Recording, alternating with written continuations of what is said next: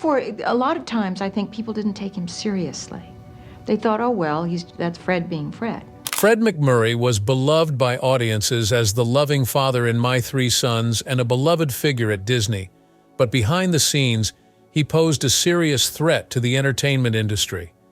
Even the legendary Alfred Hitchcock said no thanks to working with him because he was so difficult to deal with.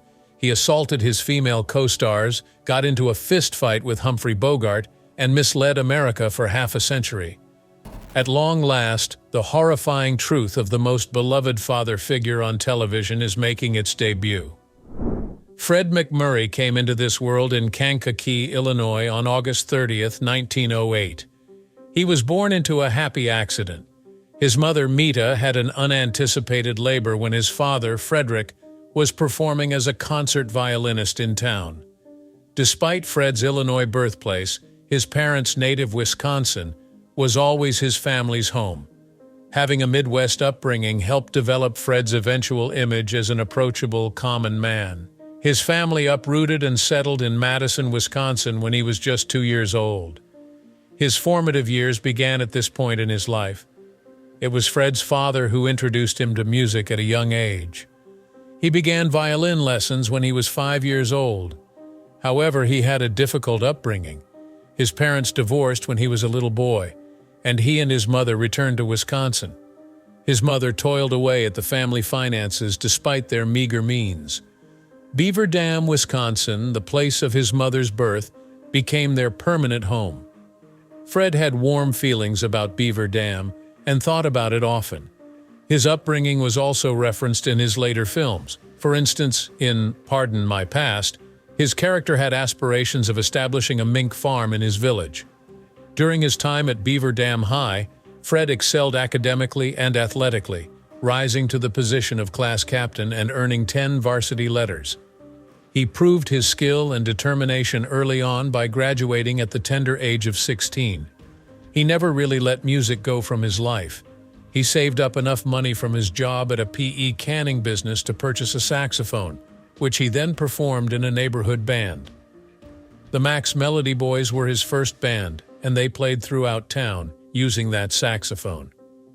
Despite his natural skill, Fred battled with stage fear, an issue that would persist throughout his career.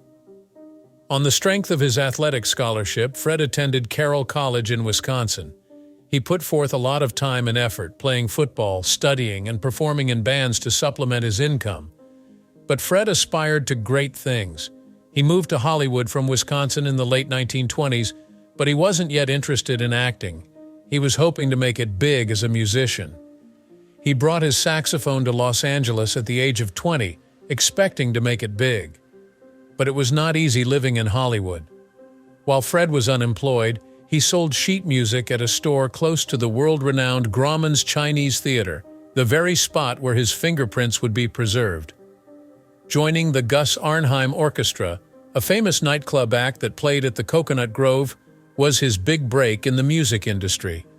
His voice and charisma were memorable, but his music career was short-lived. He recorded his soul hit, All I Want Is Just One Girl, in 1930. Fred did all he could to make ends meet, including enrolling in night school to learn how to draw cartoons for newspapers. That demonstrated his ingenuity and perseverance, even if it failed. A talent scout noticed him when he was a member of the California Collegians, a band, not because of his music but because of his charm and stage appearance. Paramount Pictures offered a screen test, which paved the way for a career in acting. A 1929 appearance in Girls Gone Wild was Fred's first in a string of little uncredited parts that would later propel him to stardom.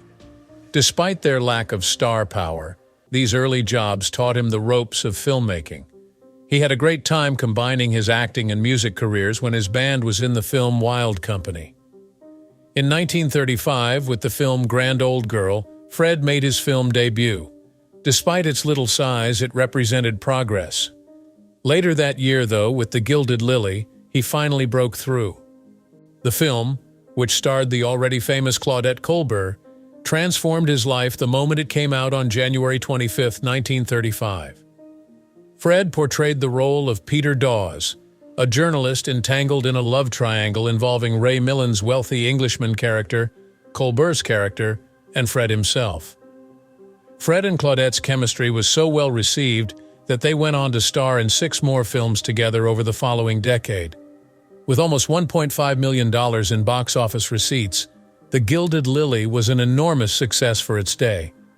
As endearing and authentic, Fred's performance was lauded by critics. He nearly didn't get the part at all.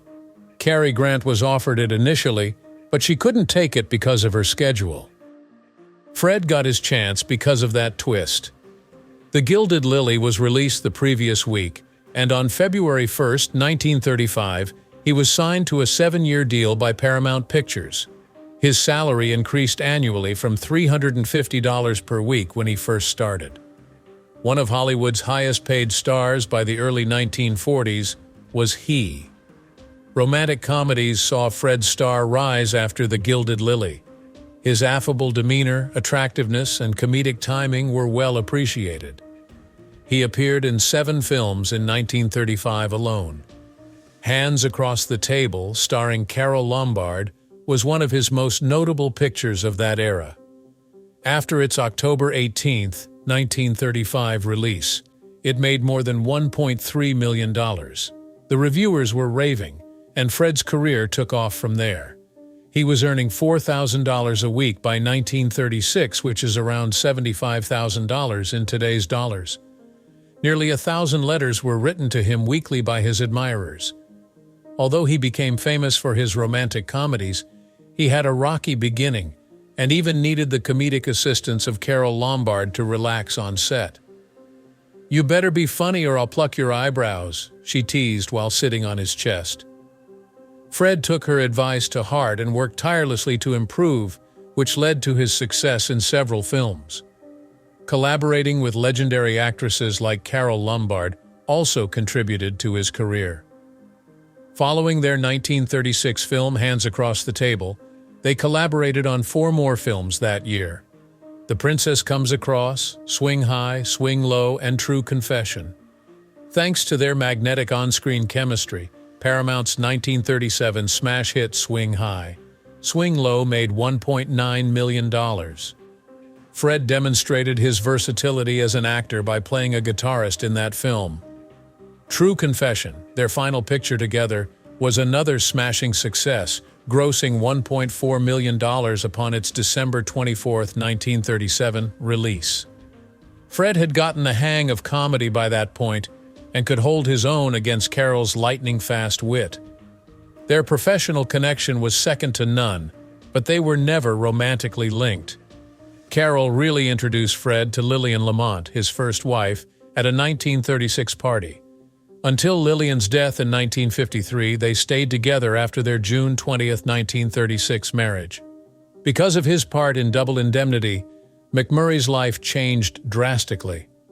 Playing Walter Neff was something he was initially reluctant to do. After receiving the script from filmmaker Billy Wilder on February 16, 1943, MacMurray was taken aback.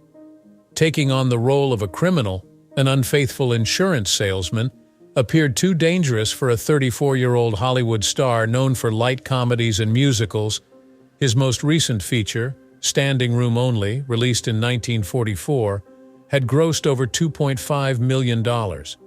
Since the stringent film regulations of the day mandated the punishment of criminals on screen, he was afraid that playing such a sinister part may jeopardize his career. "I threw the script across the room and told Billy, 'You're trying to kill my career.'" MacMurray questioned his abilities.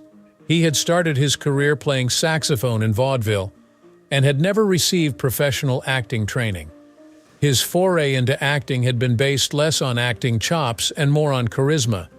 He had never tried playing a part as complicated and ethically ambiguous as Walter Neff. The fact that he is a saxophonist was even revealed to Wilder by him. "Claudette Colbert and I have a good time when we're making jokes, but I'm not sure I can pull off this type of role." His insecurity shone through as he repeatedly asked Wilder, "Was that okay?" Following each take, "Is this correct?" Billy Wilder, on the other hand, was hell-bent on casting MacMurray. 6 weeks passed after the first refusal before Wilder gave up trying to persuade him. No actor he contacted took the part, including gangster favorite George Raft, Gregory Peck, and James Cagney. Never one to let up, Wilder tracked down MacMurray everywhere he went, from his house to the golf course, and even confronted him over lunch. He spent 3 hours in the studio parking lot on March 27, 1943, catching MacMurray and explaining his cinematic concept. The job would be much more surprising with MacMurray's pleasant guy persona, according to Wilder. Along with suggesting that other performers were interested, he informed MacMurray that the part may land him an Oscar. In fact, Wilder had contacted MacMurray to bolster his morale and cast Barbara Stanwyck as Phyllis Dietrichson. After seeing Wilder's prior feature, 5 Graves to Cairo, in a private screening, MacMurray finally consented. He put an end to Wilder's 49-day campaign on April 5, 1943, by signing the contract. On July 3, 1944, when Double Indemnity was unveiled, MacMurray shocked spectators with his dramatic metamorphosis. As an amiable yet crooked insurance salesman turned killer, he stunned critics with his portrayal. Variety lauded his talent for making evil appear unnervingly regular, while the New York Times hailed it as a revelation. The picture was so successful that it received 7 Academy Award nominations, including Best Picture, and grossed $5.7 million worldwide. The film's outstanding performance was MacMurray's, even though he didn't get a nomination. A review by the novel's author, James M. Cain, lauded MacMurray, calling his performance terrific and memorable. The critical and commercial success of Double Indemnity was a watershed moment in MacMurray's career. After the film, he started getting offers for more sinister parts, even though he was usually cast as the innocent hero before. His 7 film noir appearances from 1944-1949 include Pushover, Murder, and He Says. This new look stunned some followers, who wrote emails expressing both excitement and dismay. Some praised his nuanced acting, while others chastised him for playing such sinister roles. His pay increased substantially, and he was given greater freedom to express his creativity at work. On February 23, 1949, Fred MacMurray inked a deal with Universal Pictures, which brought about yet another transformation in his life. He yearned to escape the confines of his stereotype. He played a performer adjusting to ranch life in the 1950 Western Never a Dull Moment. Critics were divided on the film, with some claiming it was overly humorous. To this day, Fred has not given up trying out other parts. In the 1951 serious picture Kind Lady, he played the role of Pete Sandage. Fred proved he could handle serious parts in this film, even if it was a modest success. After that, he started filming the 1953 adventure picture Fair Wind to Java in 1952, in which he portrayed a stern sea captain. Critics weren't convinced he was the best option for this character, which was so different from his previous comedic roles, but it paved the way for him to take his acting seriously. The Caine Mutiny, which Fred landed in 1954, was one of his most significant parts. In the role, he played Lieutenant Tom Kiefer, a commander whose unstable captain he carefully groomed into leading a rebellion. The film, which included Humphrey Bogart as well, earned more than $21 million globally. The court scene in which Fred's cunning persona was on full display was a high point of his performance. His ability to bring nuanced personalities to life astounded critics. The Apartment, directed by Billy Wilder, was released in 1960 and featured Fred in yet another daring role. A married boss who had an affair while in power, he portrayed Jeff Sheldrake. His portrayal of the role was so frigid and heartless, a complete change from his typical nice guy image, that it surprised and astonished spectators. Fred proved he could tackle darker, more serious parts with The Apartment's 5 Oscars, including Best Picture. Fred made a complete U-turn in the late 50s when he started working for Disney. Fred played a father coping with his son's transformation into a magical sheepdog in the March 19, 1959, Disney film The Shaggy Dog. The film's unexpected success led it to earn more than some of the year's top box office hits. Fred went on to star in a string of successful Disney pictures thanks to this popularity. He played the eccentric inventor who concocts the gravity-defying material flubber in 1961's The Absent-Minded Professor. After the success of the original picture, a sequel called Son of Flubber was released in 1963. Along with his appearance in Bon Voyage, 1962, Fred had cameos in Follow Me Boys and other Disney films. In the 1966 film, he portrayed a little-town scoutmaster. The fact that Walt Disney worked on this last picture personally right up to his death makes it all the more important. Disney flicks helped Fred win over families and proved he could entertain in fresh ways. After starring in My Three Sons in 1960, Fred shot to fame on television. The protagonist, a father-in-law assisting a widowed father in raising his three sons, was the show's central figure. It was one of the earliest TV shows to center on a single dad, and it was a smashing success, debuting at number 13 on the Nielsen ratings. Despite several cast changes and network changes, My Three Sons aired on CBS from ABC from 1965 to 1966, and a total of 380 episodes. MacMurray remained the show's unwavering focal point. He rose to fame and became a TV legend. Although offered the role of Steve Douglas in 1960, MacMurray, who was already a huge star in Hollywood, was hesitant to commit to the lengthy hours of a weekly TV show. His solution was the MacMurray method, a novel work schedule that required him to put in just 65 days a year, split evenly between spring and fall. This necessitated filming all of his sequences for the full season within those specific periods. Though novel, this approach necessitated extensive preparation and additional work from the whole team. Actors had to constantly make adjustments and keep the continuity while filming sequences out of sequence. For example, the kitchen scenes would be filmed simultaneously, followed by the living room scenes, and all of the scripts for the 36 episodes of a season had to be prepared in advance. Even though they were filming sequences from the same episode months apart, the team had to make sure everything was consistent. With a season's worth of $150,000, or almost $1.3 million in today's money, Fred had plenty of leisure time to indulge in his passions, particularly golf, thanks to this schedule. Other celebrities, such as Henry Fonda of the Smith family, followed his lead and secured deals using his famed manner. But the remaining members of the cast also had issues with this setup. Maintaining consistency was rather difficult. During lengthy pauses, young performers like Dodie's Don Lin had to cope with obvious changes to their looks.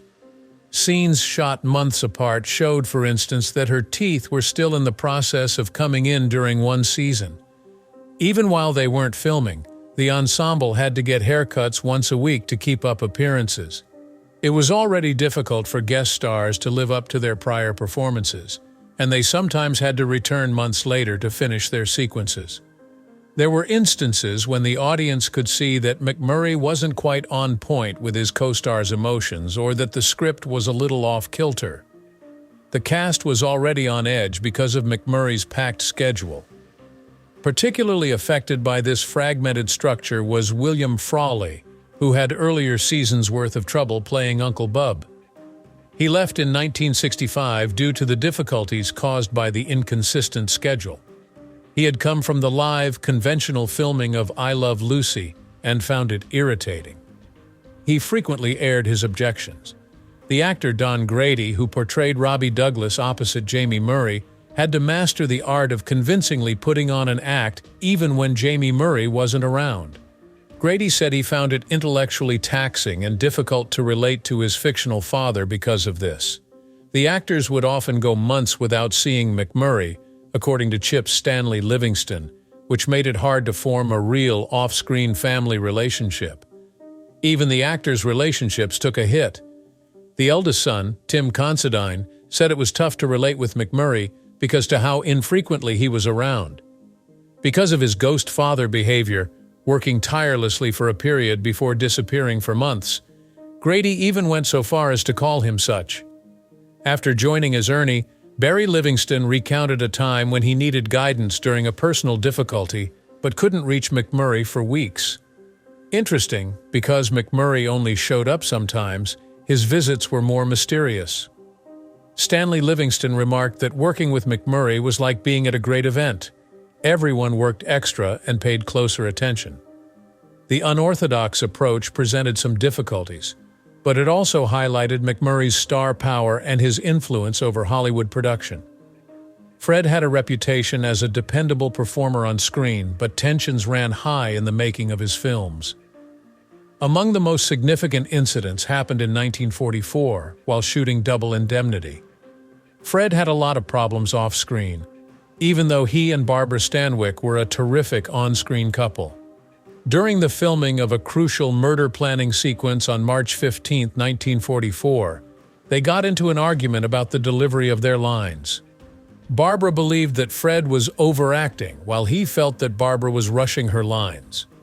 After the fight got out of hand, Fred stormed off set, which caused a 3-hour delay in production. In order to get everything back to normal, director Billy Wilder stepped in. Barbara screamed in agony after Fred trod on her foot during a take a few weeks later on April 2, 1944.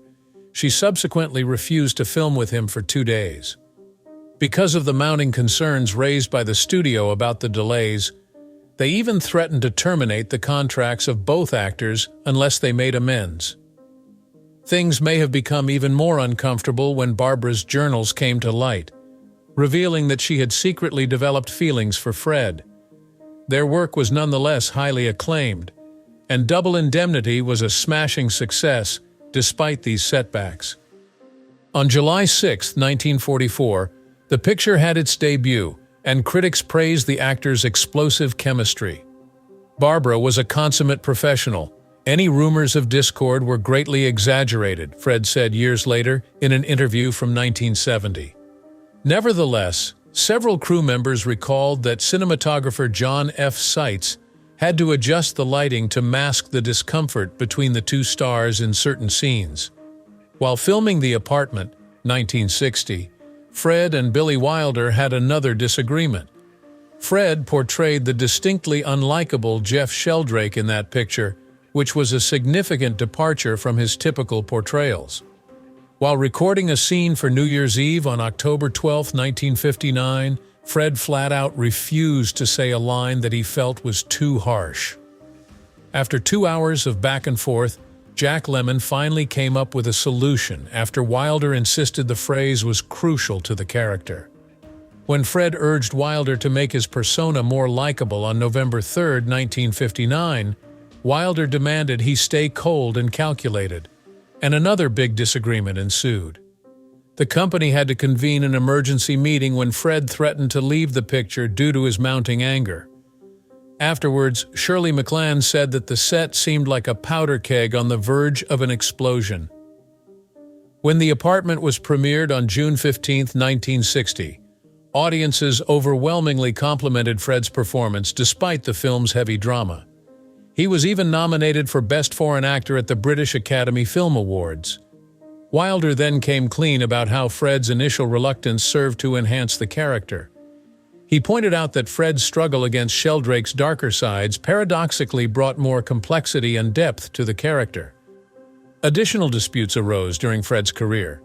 He and Claudette Colbert had an epic battle over who should get top credit in 1947's The Egg and I, and he even took a 3-day break from production until the studio finally gave in and gave them equal billing. The director frequently had to separate Fred and Humphrey Bogart during their heated confrontation in 1954's The Caine Mutiny, which had a sequence in which Bogart accused Fred of attempting to take the spotlight. Disney management had to step in to finish shooting The Absent-Minded Professor in 1961 because Fred, thinking the child actor Kevin Corcoran was unprofessional, refused to work with him. Some of the more startling discoveries were made at a later date. While filming Kisses for My President in 1964, Polly Bergen recounted in her 2005 biography that Fred made inappropriate approaches on her. Several scenes had to be reshot because he apparently grew aggressive when she rejected him, which caused stress on set. Some of Fred's co-stars stood up for him despite the rumors. Fred could be difficult, but when the camera rolled, he was always professional. Any personal issues vanished. Jack Lemmon once said, "Fred could be difficult, but he had a very strict work ethic." As Fred got older, his reputation for being difficult grew, not because he behaved like a diva, but because he worked so hard. Even though it was inconvenient for everyone else, he was adamant about recording all of his sequences simultaneously for the absent-minded professor. Both My Three Sons and the subsequent MacMurray method employed this technique. This meant that other performers had to step in or act as if Fred wasn't present on occasion. Playing Uncle Charlie, William Demarest remarked, "I've had entire conversations with Fred when he wasn't even in the room." The directors started to think twice about employing him because of this.